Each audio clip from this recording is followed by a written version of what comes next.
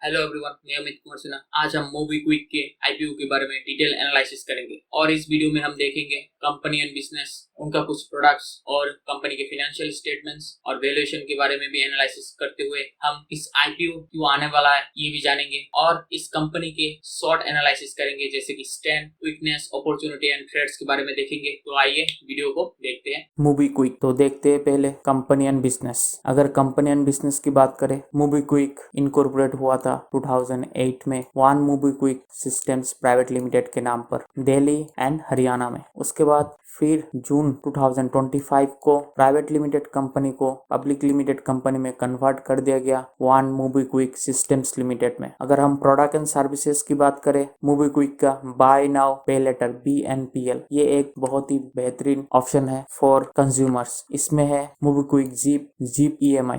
BNPL की अगर बात करें, मोबीक्विक इंडिया का पहला कंपनियों में से एक है जो 2018 में BNPL को मोबीक्विक वॉलेट में ऐड किया है। BNPL बेसिकली होता है, अगर कोई कंज्यूमर कोई चीज को खरीदना चाहता है लेकिन उसके पास अभी उतना फाइनेंस नहीं है जो उस चीज को खरीद सके, तो उस कंज्यूमर को एक ऑप्शन दिया जाता है BNPL। बेसिकली BNPL है अभी खरीद लो, बाय नाउ पे लेटर, बाद में पे करना। उसमें कुछ इंटरेस्ट चार्जेस होता है, कभी कभी EMI में इंटरेस्ट चार्जेस होता है, कुछ कंपनी इंटरेस्ट चार्जेस नहीं करता है, ये डिपेंड ऑन वेरियस कंपनीज। उसके बाद है मोबीक्विक वॉलेट, ये है मोबीक्विक का प्रोडक्ट एंड सर्विसेज। अगर कंज्यूमर बेस देखे मोबीक्विक का, as of March 31, 2021 over 3.44 million merchants accepted payments through the MobiKwik wallet. MobiKwik wallet से 3.44 मिलियन मर्चेंट्स पेमेंट एक्सेप्ट करता है, including 3.37 million physical stores. And online merchants की अगर बात करें, 73,281।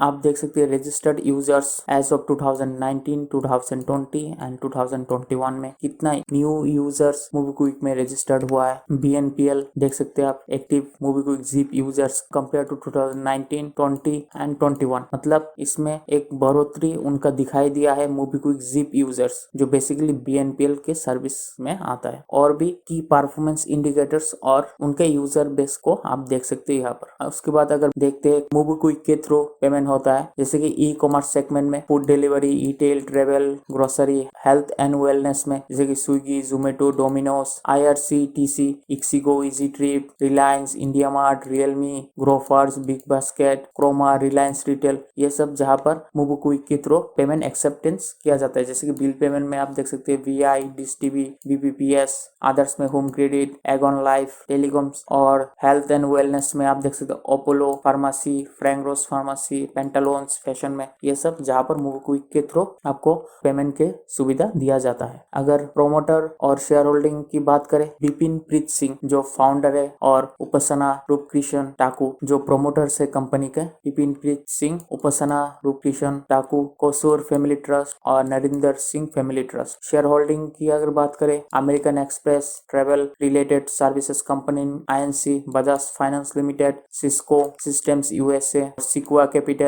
और tree line Asia master fund जो सिंगापुर का है। अगर कंपनी का फाइनेंशियल एनालिसिस करते हैं, आप कंपनी का फाइनेंशियल एनालिसिस यहाँ पर देख सकते हैं। अगर रेवेन्यू एंड प्रॉफिट की बात करें, 2019 में 1060 करोड़ का रेवेन्यू हुआ, 2020 में 369 करोड़ का और 2021 में 302 करोड़ का रेवेन्यू हुआ। लेकिन आपको ये एक चीज बता दूं, मोबीक्विक अभी भी नॉन प्रॉफिटेबल है। इसका मतलब 2019 में 147 करोड़ का मोबीक्विक को लॉस हुआ और 2020 में 99 करोड़ का और 2021 में 111 करोड़ का लॉस मोबीक्विक को हुआ है। अगर क्विक कंप्यूटर एनालिसिस करते हैं, देखते हैं मोबीक्विक का कंप्यूटर्स जैसे कि Paytm, Google Pay, PhonePe, Freecharge, fast recharge, Citrus, Ola money, Instamojo, ये सब ऑलरेडी मार्केट में है और ये मोबीक्विक का टॉप कंप्यूटर्स है। अगर इंडस्ट्री एनालिसिस करते हैं, क्या अपॉर्चुनिटीज है इस सेगमेंट में, जैसे कि आप देख सकते हैं India reach one of the highest smartphone and internet penetration in the world. देख सकते हैं आप, चाइना के बाद इंडिया की नंबर आता है इंटरनेट मोबाइल यूजर्स में। अगर स्मार्टफोन यूजर्स की बात करें, 500 to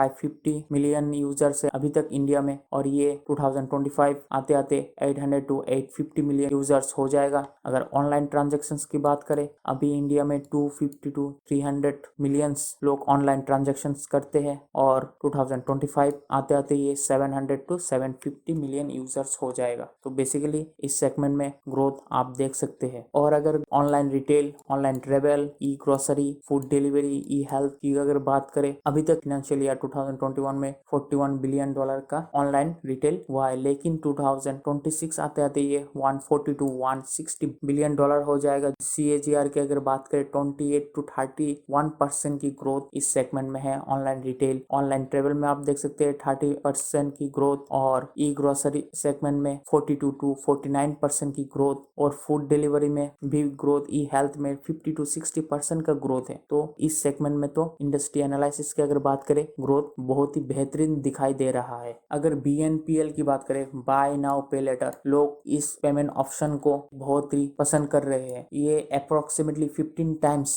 नेक्स्ट 5 इयर्स में बढ़ने की चांसेस है। अगर फाइनेंशियल ईयर 2021 की बात करें, BNPL के थ्रू 3 to 3.5 बिलियन डॉलर का ट्रांजेक्शन होता है, जो 15 टाइम्स बढ़कर 2026 आते आते 45 to 50 बिलियन का हो जाएगा BNPL। बेसिकली अभी लोग ज्यादातर BNPL के थ्रू ही पेमेंट कर रहे हैं, इस सेगमेंट में दिखाई दे रहा है। क्योंकि क्रेडिट कार्ड की अगर बात करें, क्रेडिट कार्ड से भी ज्यादा सुविधा है। आप अगर कोई भी बैंक में अप्लाई करते हैं, आपका एक अच्छा क्रेडिट स्कोर होना चाहिए, नहीं तो बैंक आपको क्रेडिट कार्ड नहीं देगा। लेकिन BNPL की अगर बात करें, ऐसा कुछ क्रेडिट स्कोर इतना अच्छा होने की जरूरत नहीं है। आपको नॉर्मल प्रोसेस के थ्रू ही BNPL के थ्रू आपको पेमेंट की ऑप्शन दिया जाता है। अगर ऑनलाइन ट्रांजैक्शंस, ऑनलाइन शॉपर्स की बात करें, 2018 से 2021 में ये 1.6 टाइम्स के हिसाब से बढ़ोतरी हुआ है, 16% CAGR के हिसाब से। अगर इस IPO की बात करें, IPO आने वाला है 1900 करोड़ का, एक्सपेक्टेड टू राइज कंपनी का। इसमें से फ्रेश इशू होगा 1500 करोड़ का, और ऑफर फॉर सेल होगा 400 करोड़ का। ये IPO बेसिकली क्यों आने वाला है, अगर कंपनी के हिसाब से देखें,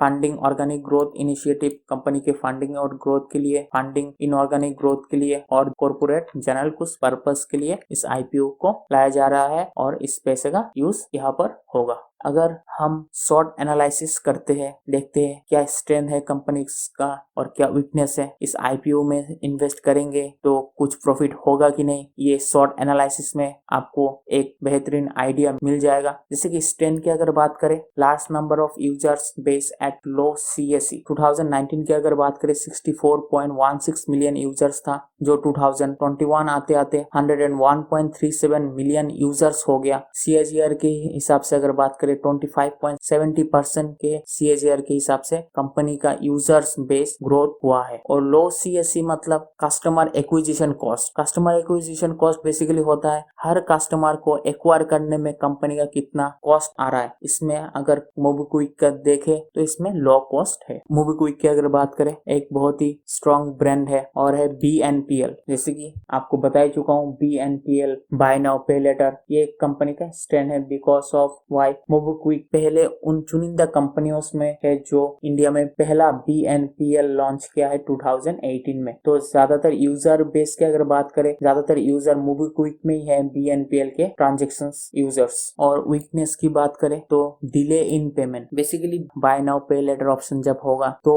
उस पेमेंट को रिकवरी करने में भी कंपनीज को थोड़ा सा लेट हो सकता है, जिससे कंपनी की प्रॉफिट में असर पड़ सकता है। कुछ कस्टमर्स का तो क्रेडिट स्कोर भी नहीं होता, तो इससे और भी कंपनी के ऊपर फाइनेंशियल बर्डन आ सकता है। जैसे कि BNPL की वजह से सॉफ्ट कलेक्शन हो सकता है, पेमेंट थोड़ा सा डिफॉल्ट हो सकता है, NPA की बढ़ने की चांसेस है। तो ये BNPL का कुछ ड्रॉबैक्स है जो एक कंपनी का वीकनेस भी हो सकता है। और दूसरा है नॉट प्रॉफिटेबल, कंपनी अभी भी प्रॉफिटेबल नहीं हुआ है, तो ये है कुछ वीकनेस। अगर अपॉर्चुनिटीज की बात करें, ग्रोइंग मोबाइल इंटरनेट यूजर्स, आपको बता ही चुका हूँ India one of the second largest mobile internet users है, जस्ट आफ्टर चाइना। और 2025 आते आते तो ये मोबाइल इंटरनेट यूजर्स और ऑनलाइन ट्रांजैक्शंस यूजर्स भी बढ़ने वाला है, ये एक अपॉर्चुनिटीज है। और कोविड-19 इफेक्ट, ये जो कोविड-19 इफेक्ट्स है, ये मैं अगर कुछ कंपनियों का शॉर्ट एनालिसिस करता हूँ, इस पार्टिकुलर पार्ट को मैं ट्रेड सेगमेंट में रखता हूँ। लेकिन ऑनलाइन ट्रांजैक्शंस या ऑनलाइन वॉलेट की जब बात आता है तो कोविड-19 इफेक्ट्स को मैं एक अपॉर्चुनिटीज की तरह देखता हूँ। क्योंकि बेसिकली आप देख सकते हैं इस बार दिवाली में ऑनलाइन परचेजेस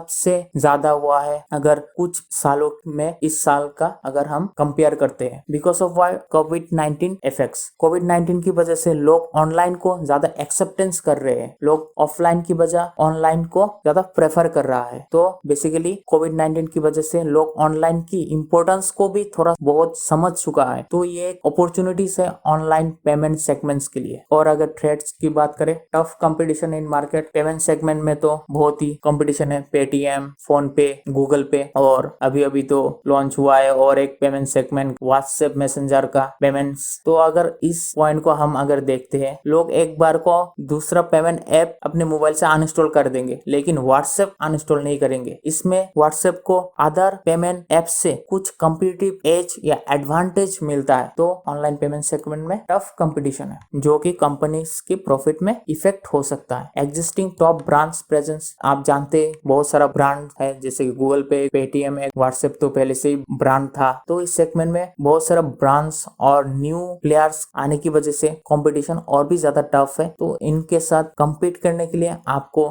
ज्यादा एडवर्टाइजिंग, ज्यादा कस्टमर एक्विजिशन का कॉस्ट ज्यादा पड़ सकता है। तो ये एक थ्रेट्स है मोबीक्विक के लिए और ऑनलाइन पेमेंट सेगमेंट के लिए और इस कंपनी के लिए। आशा करता हूँ आपको ये एनालिसिस अच्छा लगा होगा। अगर अच्छा लगा तो वीडियो को लाइक कर देना, चैनल को सब्सक्राइब कर देना और इस वीडियो को अपने दोस्तों के साथ शेयर करते हुए चैनल को सब्सक्राइब कर देना।